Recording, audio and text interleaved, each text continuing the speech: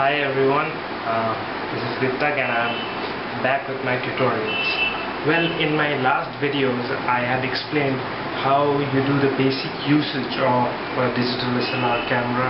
What are the basic functions? I explained the things on a very novice level so that everyone can understand, and it's completely simplified, no photography jargons or technical jargons or anything like that. This time my viewers have been asking me questions like how to use ISO. Well, ISO is a very important factor in digital photography, but in order to explain ISO, let's backtrack, let's go back a little. When we used to use those film cameras, if you remember, if you are from that generation, when there were film cameras. There are still some film cameras, but they are almost non-existent nowadays.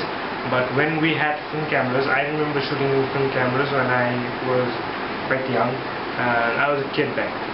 So I remember buying films of speed like 100, 200, 400, 800, and the highest speed that I had seen, like physically that I had seen present, that was 1600. So this flint basically was like, the 100 was the lowest one and it was the most standard one. Most of the people used 100 for family photos, for picnic photos and stuff like that. But I remember my friend who was a photographer back then, and he was using these film cameras. He was using a manual film SLR, and he told me that whenever you take pictures in dim light, or places where the light is very less, you need to use flames with higher speed. At that point of time I was not able to understand that because I did not have the required knowledge to understand that, but now since I know about it, I would like to share it with you. Film cameras had different kinds of speeds ranging from 100 to 3200, and these speeds determined the capability of the film to shoot at lower light. And whenever you're in low light, you need a film with a higher speed that can capture more light and make your picture clear. But the problem was, the pictures that came out after developing were grainish. That is, the picture quality wasn't that fine as it was at lower speeds. Now, in a digital SLR camera, for example, my camera, I use a 1000D model of Canon. There is a button over here, just next to the mode selector, that is ISO. ISO over here is responsible for increasing the shutter speed, your sensor speed, right? Whenever you increase the ISO, the camera enables you to shoot at low light. Let's take a scenario. You are in a place sunny enough, lots of light, lots of ambience light, no need of any other light source. You have a lot of light. So let's say you're in a park in the morning and there's a lot of light over there, and you're shooting something.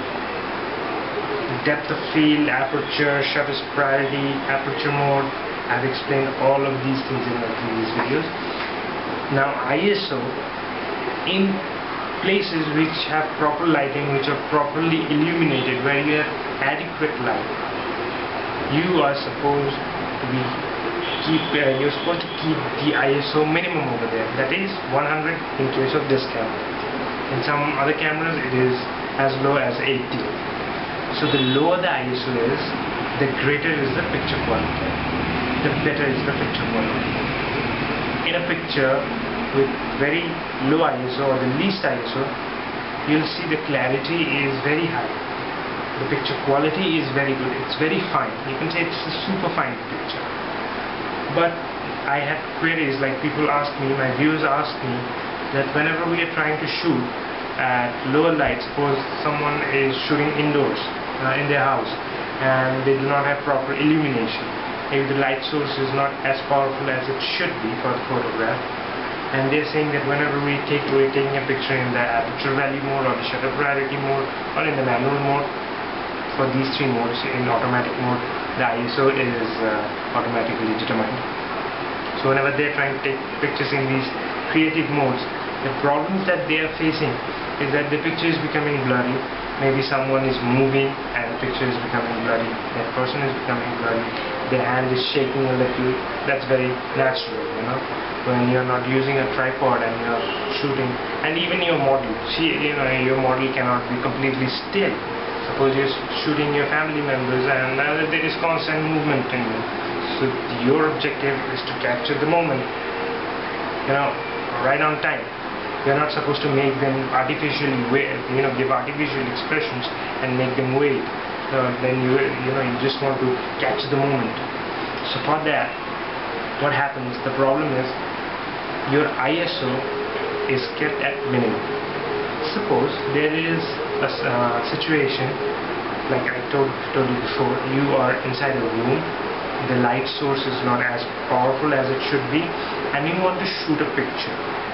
Suppose at that very moment you took the picture and you saw that it became blurry.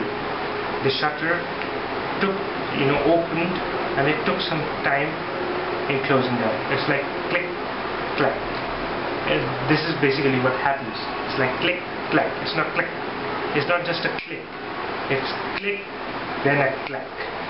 So it takes some time in opening and some time in closing. If you have closely noticed it, you definitely hear the sound. This is because the shutter is taking time, because the illumination is less, because less number of light is entering your camera, and less number of light is going into the sensor, so the sensor is not able to understand that what should be the timings. Now when you increase the ISO, what you're doing, you're increasing the speed of the shutter. Suppose you're in the room again and you selected your ISO button and you made the ISO 400. Then you think that 400 will be enough for you. So you made it 400 and you got the click and you captured the moment. Now if I'm able to explain it to you properly, then you might have understood that ISO is for low light photography, or where the light source is less, and it increases the speed of your photography and you can capture the moment. There will be no blurring, there will be no the picture you won't have to wait for you don't have to make the person wait. Be still, be rock solid. I'm taking a picture of you at very low ISO. You don't have to do that. So and photography is not about inconveniencing, making people feel inconvenient. You just want to capture the moment since you're a photographer.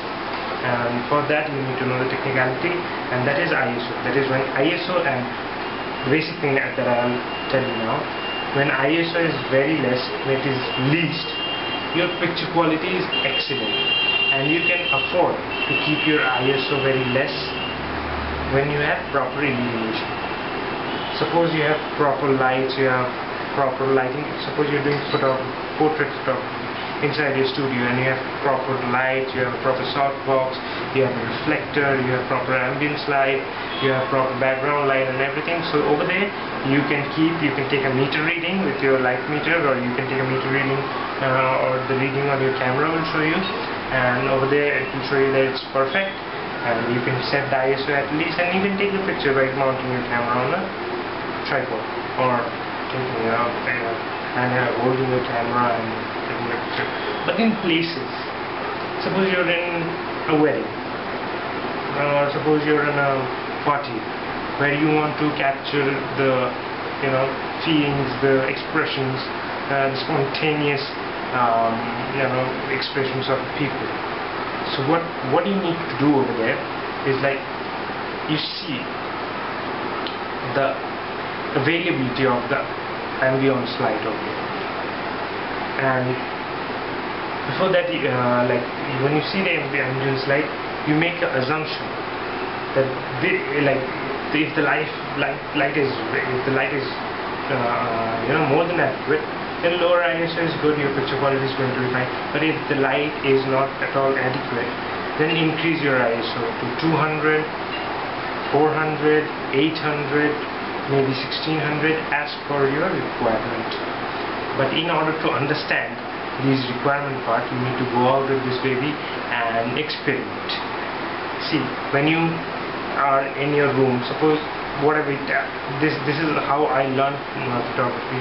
I used to take any subject, maybe a water bottle on my dining table, and I would make the light, and I'll make the light sources. I'll just cover up my windows and make the light come a little less inside my home, so the ambience light is less, and I would take the picture in low ISO. This is the way you should do it. You should take the picture in low ISO and see what happens. Maybe your hand shakes a little, so the picture becomes blurry. Now make the ISO 200 at that light. You take the picture, it becomes blurry again. It's not as per your satisfaction. You just don't get the click. It's like click then a clack. Then what do you do? Then you go to 400 ISO. You take the picture and it's a click. So at that kind of light, 400 ISO is well enough. That speed is well enough for you to take a great shot. Suppose the light is lesser, then you increase the ISO further, 800 ISO, 1600 ISO. So depending upon the situation, depending upon the availability of light, you're going to take the photographs. So that is ISO for you. Higher ISO at lower light, lower ISO when there is adequate lighting, and higher ISO will make your picture a little greenish. The picture quality won't be super fine. Lower ISO, picture quality will be super fine. But this does not mean that you will always keep your ISO at the lower end, because you can get great pictures in a place where the light is not adequate enough, but you want to capture that frame, you want to take that picture, so you have to compromise. You don't have any other alternative light source, so what are you going to do? You want to capture at that moment that picture, so you increase it. Go ahead, increase your ISO, take the picture.